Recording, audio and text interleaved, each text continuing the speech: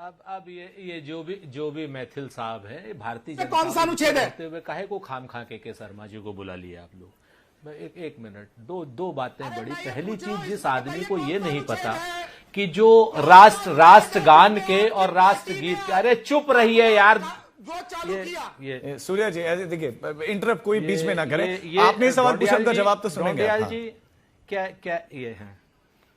हाँ, दो चीजें हैं, बड़ी स्पष्ट है। इनके रहते भारतीय जनता पार्टी अब इस तरीके से भी प्रवक्ता भेजने लग गए और आप लोग इस तरीके से भी रखने लग गए, ये क्वेश्चनेबल बात है। नहीं, पर देखिए, अगर उनका सवाल है तो उस सवाल को आप एक राजनीति से प्रेरित क्यों समझते हैं? सवाल है तो उसका जवाब दे दीजिए ना, अब सिंपल सी बात है, क्योंकि हर सवाल का आपके पास मैं जवाब, सवाल करने वाला इतना इंपॉर्टेंट क्यों है? सवाल इंपॉर्टेंट होना चाहिए भाई। जवाब दे रहा हूं, लेकिन बताइए संविधान नहीं, सवाल करने वाला भी इंपॉर्टेंट होता है, क्योंकि पीछे से ये क्या बेवकूफी है भाई? जवाब नहीं लेना चाहते आप?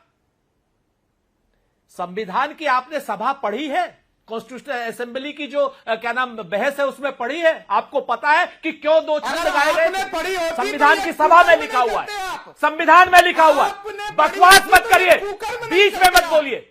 राजीव ढोंडियाल जी, ऐसे कुकर्मी है भारतीय जनता पार्टी के लोग, इतने देशद्रोही है भारतीय जनता पार्टी के लोग, इतने देशद्रोही है संघ के लोग कि वहां पे संविधान सभा को नहीं मानते। 1920 में जो जिन्ना जो है चला गया, ये बकवास करता है आदमी। सूर्या मैथिल जी, ये बकवास करने के लिए शर्मा ने बैठा रखा है इस आदमी को। नहीं, एक जो जिसका नंबर आएगा वही बोले। बकवास 10 सेकंड में कंप्लीट भारतीय जनता पार्टी ने और आज तक ने बैठा रखा है। सुरेंद्र जी, उनके सवाल का आप जवाब दीजिए ना कि जो संसद से पारित कानून है, आप 6 छंद क्यों नहीं गा रहे हैं? सिंपल उसका जवाब दीजिए बस, कि हम इतना गाएंगे अपने कार्यक्रम में, सरकारी में दूसरा गाएंगे। संविधान सभा की जो संविधान सभा की बहस तो एक बार बताइए ना। संविधान ने जिस चीज को अंगीकृत किया था मूल आधार पे कि 2 छंद गाए जाएंगे, उसके बाद आज हम तो कह रहे हैं कि सरकारी कार्यक्रमों में हम 6 छंद गाएंगे। हमारे व्यक्तिगत कार्यक्रमों में क्या नाम, जैसे राष्ट्रगान है, राष्ट्रगान में अबे बकवास मत कर मूर्ख आदमी। ठीक है, सूर्या मैथिल जी, हो गया, आप दोनों की बात आ गई। मैं के शर्मा जी, के शर्मा जी, नहीं, के शर्मा जी, मैं ऑफिशियल प्रोटेस्ट दर्ज कर रहा हूं आज तक से। और देखिए, मैंने इस पर उत्तर दे सुरेंद्र जी, मैं ऐसा तो नहीं है कि किसी को, मतलब मैं बीच में किसी को कोई मेरे कहने पर बोल रहे हैं, मैं इंटरप्ट तो कर ही रहा हूं। मेरी बात नहीं आने, आपकी पूरी बात आई है, जो आप मेरा प्रोटेस्ट है।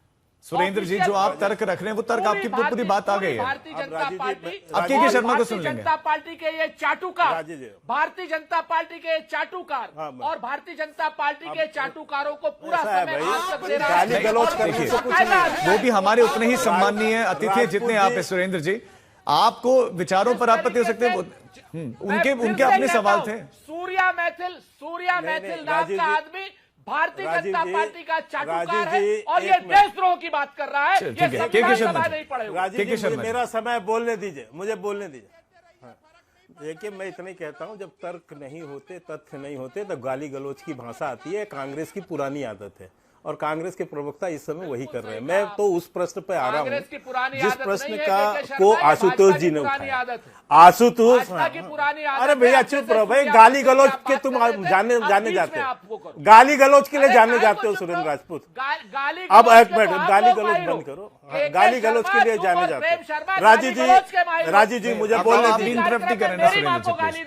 अरे भाई यार, मेरी माँ को गाली देते हो तुम्हारे, अरे क्यों गाली गलौज के माही को मानो ना? किस की माँ को क्या मैं डिबेट को डिरेल नहीं होने दूंगा, व्यक्तिगत टिप्पणी से इतर जा। नहीं प्लीज, आप सब आप एक दूसरे इंटरप्ट न करें। सिर्फ के शर्मा जी की आवाज आ रही है बस। हाँ बोलिए के शर्मा।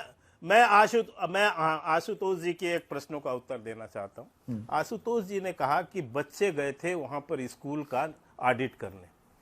पहले तो मैं थोड़ा क्लियर कर दूं आपके करोड़ों दर्शकों को कि वहां बच्चे नहीं गए थे।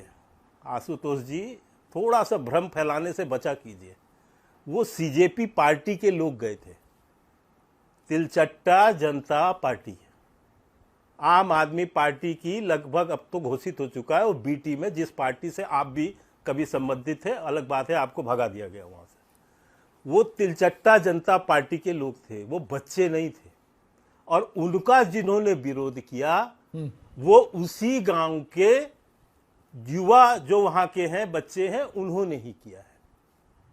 क्योंकि वो जानते हैं कि हम जी अपने गांव की व्यवस्था को बना सकते हैं।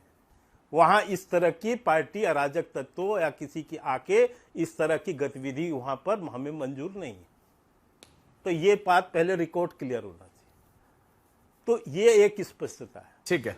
दूसरी बात, दोनों की बातों को वहां की सरकार ने लिया है, दोनों पर कार्रवाई कर रहे हैं। बस मैं एक जवाब और, ठीक है आशुतोष, मैं आपके पास ही आ रहा हूं। अभी बार बार भदौरिया एक चीज बार बार कह रहे थे, मैं वही समझाना चाहता हूं।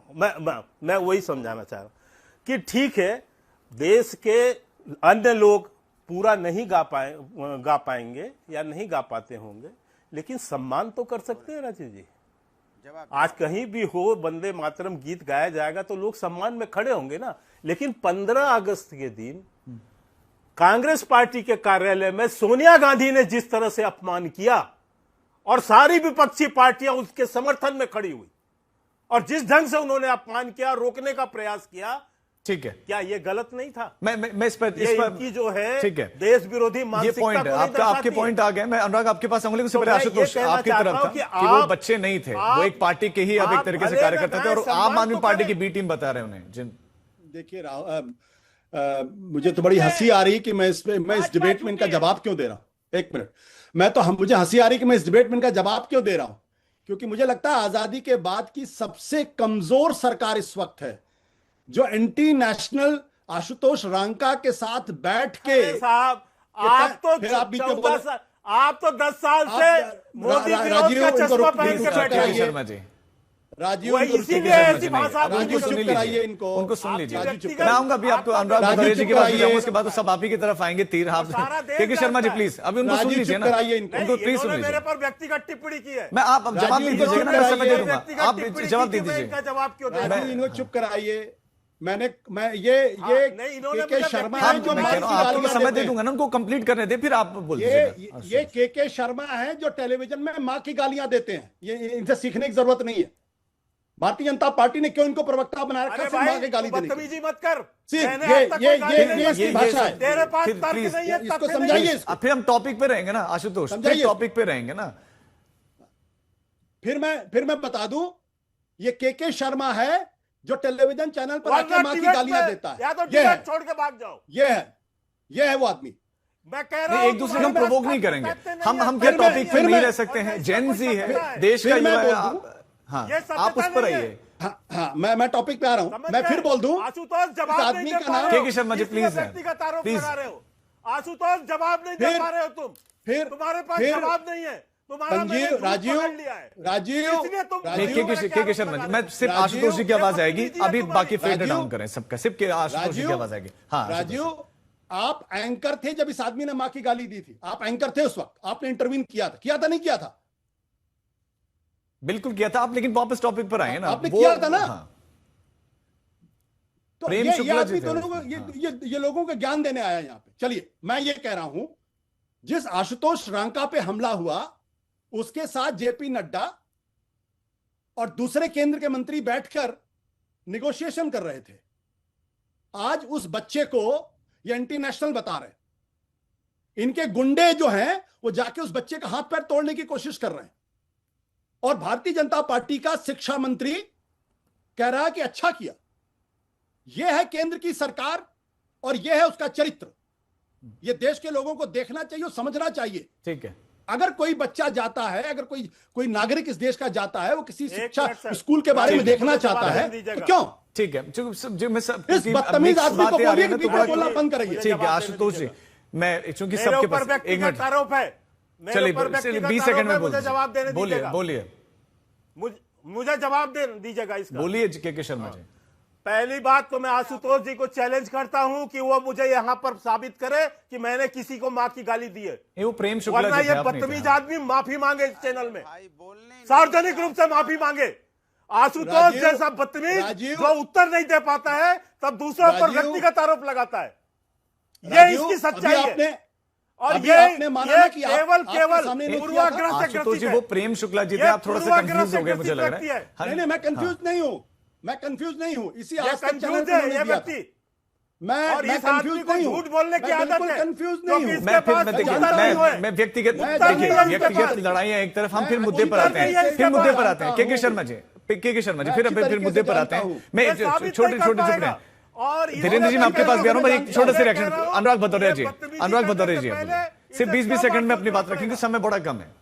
व्यक्तिगत टिप्पणियों से बचेंगे। समय बर्बाद करवाते हैं आप, ये ठीक नहीं है। तो आवाज बंद करके हम लोग अपनी बात कहने आए ना, क्योंकि माँ की गाली देने आए ना, तू तड़क करने आए ना, तेरा मेरा करने आए हैं।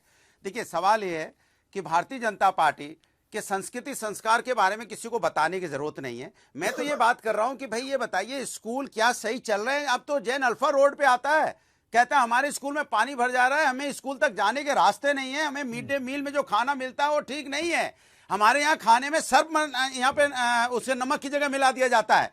सोचो आप, उनके 30-30 बच्चे बीमार हो जाते हैं। ये अपनी जैन अल्फा अपने मांग कर रहा है, जैन जी तो मांग कर ही रहा था। तो आपसे जब सवाल पूछा जाता है, आप वंदे मातरम की बात करते हो, वो बच्चे जिंदगी मौत से जूझने लगते हैं, उनमें सर्फ मिला देते हो आप नमक की जगह, और बात कर रहे हो वंदे मातरम का। बच्चे कैसे गाएंगे वंदे मातरम जब उनको उन बच्चों का स्वास्थ्य खराब हो जाएगा? भाई आप स्कूल तो चलवा लो ठीक से, पानी भर जाता है स्कूल में, ठीक है, स्कूल में जाते इसमें पेट टूट जाते हैं, बच्चे कह रहे हैं टीचर नहीं आते, बेंचेस नहीं है, स्कूल तबेले में चल रहा है। सोचो आप, और आप कह रहे हो वंदे मातरम करके। मेरे पास समय बड़ा कम है, लास्ट से 1 मिनट बचा। धीरेन्द्र जी, गाते रहेंगे, इसलिए मैं कह रहा हूं। राजीव जी, ये तीनों विपक्ष के प्रवक्ता सवाल बहुत अच्छे करते हैं। आशुतोष जी, मैं आपकी भी बहुत कद्र करता हूँ, एक आध बार फिसलते हैं, लेकिन आप जो सवाल सही होते हैं वो करते हैं। लेकिन सभी आप प्रवक्ताओं की बातें बहुत अच्छी रहती है, सवाल अच्छे होते हैं, आपके नेता आपका साथ नहीं देते हैं।